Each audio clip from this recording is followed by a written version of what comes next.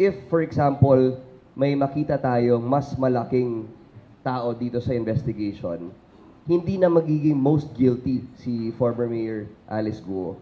As of right now, dahil sa ating mga alam, sa mga lumalabas sa investigation, she still stands as the most guilty, thereby disqualifying her to becoming state witness.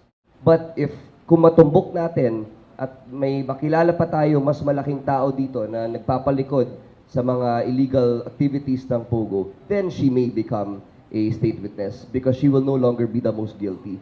Meron pang mas mastermind doon, no? Hindi kwalipikado si Mayor Alice Guo bilang isang state witness sa issue ng illegal na pogo sa bansa kung saan sinasabing nauunday ito ng iba't ibang krimen. Pero kung may makikita pa na mas malaking tao sa likod ni Mayor Alice Guo na siyang pasimuno sa mga illegal na pogo sa bansa, may posibilidad na maging witness si Guo.